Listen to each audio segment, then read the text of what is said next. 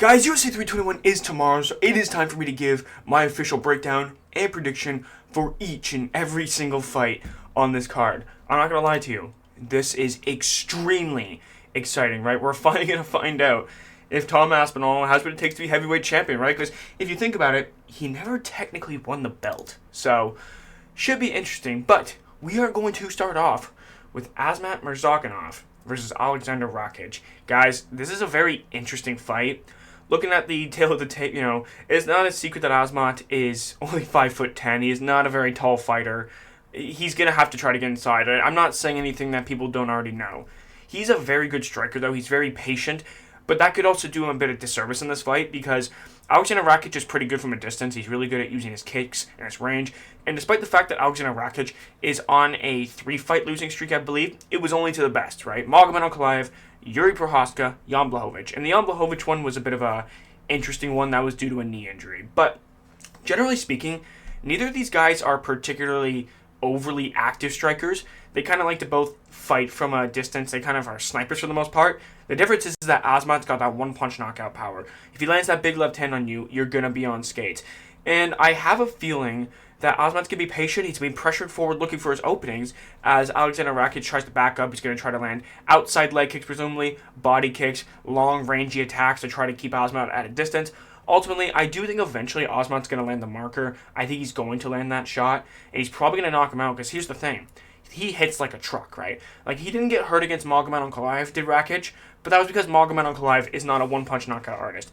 He was doing well against Yuri until Yuri just defied all logic. Now, I'm not saying Azamat and Yuri are the same, but they do both have very comparable punching power. So I do need to go with Azamat on this one. Due to the momentum, he's undefeated, hasn't lost yet, and Rakic is on a 3-fight losing streak. His confidence might be at an all-time low. We don't know where his head is at this point of his career. So, based off logic, I have to go with Azamat. I think he's probably going to win by way of about second-round knockout or TKO. I think he's just eventually going to land that big shot. I think that's all it really simply comes down to. But moving on to Alexander Volkov versus Jailton Almeida. Guys, I don't want to sound disrespectful, but this is one of those fights where I'm so confident that Jailton's going to win. Like, this is my lock of the card. And it's not because I don't think Volkov is good, but when you go back and watch that fight between Volkov and Cyril Gane, the rematch, the one, Volkov's last fight, he was getting taken down by Cyril Gane. He got taken down twice. That is not a good or reassuring sign going into this fight. Now, there is absolutely that chance that Volkov can land a shot to hurt Almeida, right? He's a smaller guy, not the biggest heavyweight in the world. He did get knocked out by Curtis Blades up against the fence, that was absolutely insane. So it's possible that Volkov can land a shot, hurt him, and knock him out. That's the way that Volkov wins this fight, is by way of knockout. But Jailton Almeida is most likely going to be taking down Alexander Volkov. He's going to be shooting from the jump, right? Front kick to the face, double leg takedown. And there's not going to be a lot that Volkov will be able to do because, historically speaking, his takedown defense is not generally that great. Now, there is something going for Volkov, and the fact that Almeida seems like he will slow down in fights as the fight goes on. The Derek Lewis fight is the most prominent example, where he was in full mount, like postured up and everything. He just couldn't do any sort of damage to Derek Lewis. It was absolutely insane. It seemed like he was gassed out in that fight pretty heavily. And I think fighting bigger dudes would wear on your gas tank. So I do think Almeida's going to win by first or second round submission. But I don't think it's necessarily, like, I do think it's a lock, but I think that there's a chance that Volkov can land the knockout shot. But I don't see him out grappling Almeida, like, at all. Like, there is not a single chance that happens.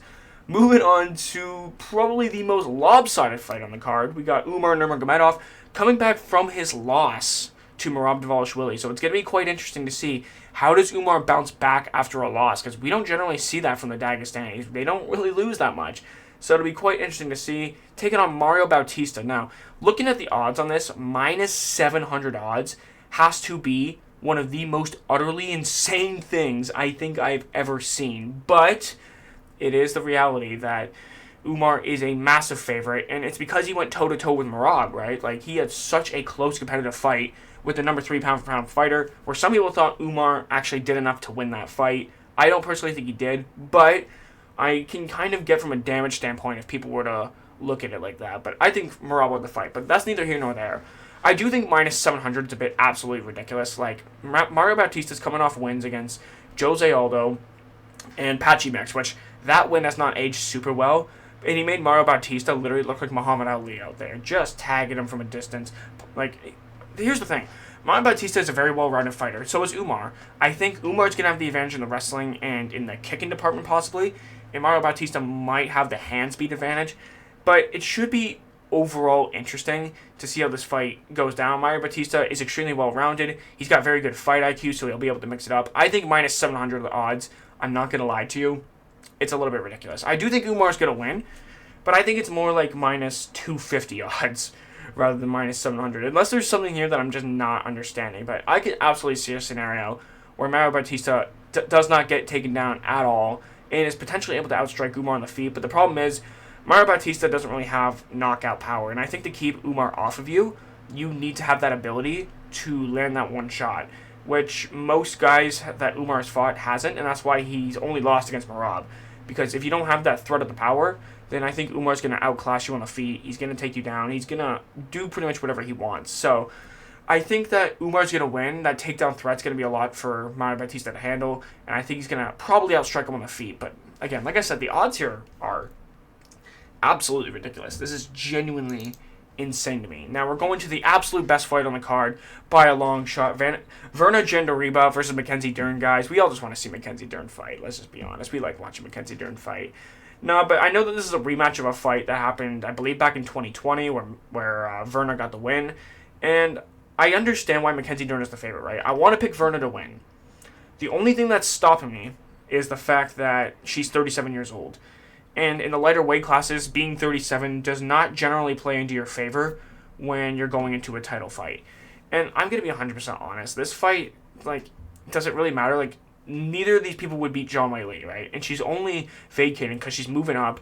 And so now we have this fight. It's going to, the strawweight division's dead, bro. I'm not going to lie to you. Zhang Weili's no longer there.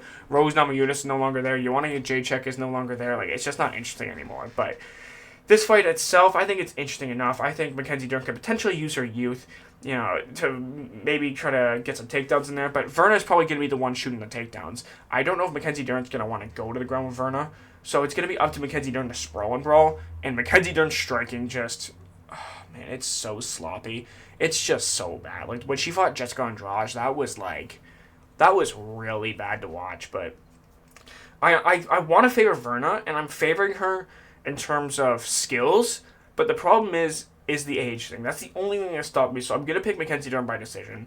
But I do think Verna should win if the age doesn't stop her. That's the only caveat in this fight.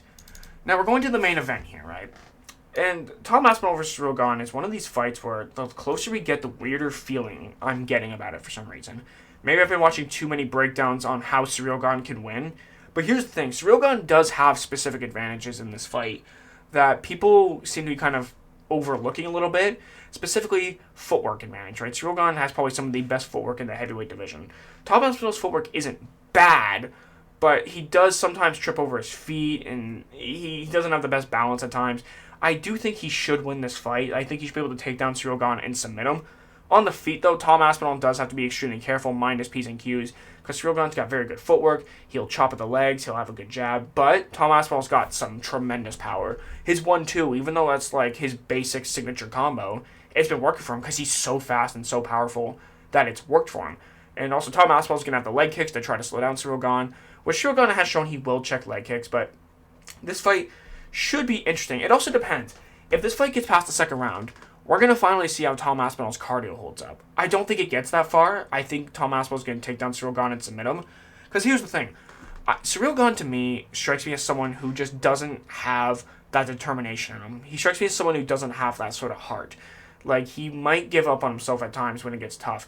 And I think that dropping down to your guard and going for guillotines and heel hooks and stuff is not going to be a smart thing to do against Tom Aspinall. But I don't know if he'll do that or not, but he better be very careful that when Tom Aspinall shoots takedowns, that he doesn't just try to go for immediate submissions, because Tom Aspinall's a better grappler, he's a better jiu-jitsu artist. I don't see Ciryl Gane landing any sort of submissions whatsoever, but I do think Tom Aspinall's going to win, and it's going to be by early finish, either a knockout or a submission, probably in the first or second round.